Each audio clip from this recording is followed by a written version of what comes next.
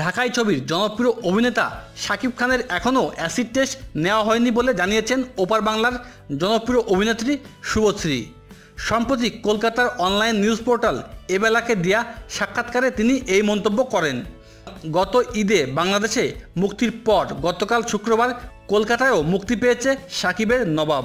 ছবিতে শাকিব খানের সঙ্গে অভিনয় করেছেন শুভশ্রী। ছবিতে শাকিবের পারফরম্যান্স নিয়ে উচ্ছ্বসিত প্রশংসা করেছেন ওপার বাংলার জনপ্রিয় এই নায়িকা। শুভশ্রী বলেন, শাকিব একজন অসাধারণ ব্যক্তিত্ব।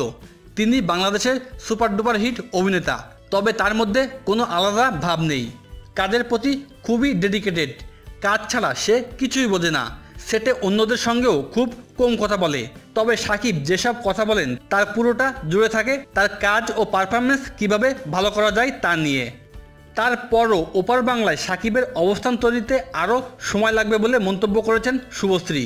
তবে কলকাতার জনপ্রিয় এই নায়িকা আরও বলেছেন, শাকিবের মধ্যে ওপার বাংলার দর্শকদের আকর্ষণ করার মতো সব কিছুই আছে। বাংলাদেশে নবাবের জনপ্রিয়তা ও ব্যবসা সফলতার জন্য শাকিব ভক্তদের ধন্যবাদ জানিয়ে শুভশ্রী বলেন, আমি প্রথমে বিশ্বাস করিনি একদিনেই নবাব এত টাকার ব্যবসা করবে। এর জন্য দর্শকদের ধন্যবাদ। দর্শকরা এত ভালোভাবে সিনেমাটি গ্রহণ করবে তা আমি মোটেই প্রত্যাশা করিনি। দুই বাংলা নায়কদের মধ্যে কাকে এগিয়ে রাখবেন? এই ক্ষেত্রে সোহমকে সবার প্রথমে রেখেছেন শুভশ্রী। এছাড়া 2-এ দেব, 3 নম্বরে জিৎ এবং 4 নম্বরে শাকিব খান।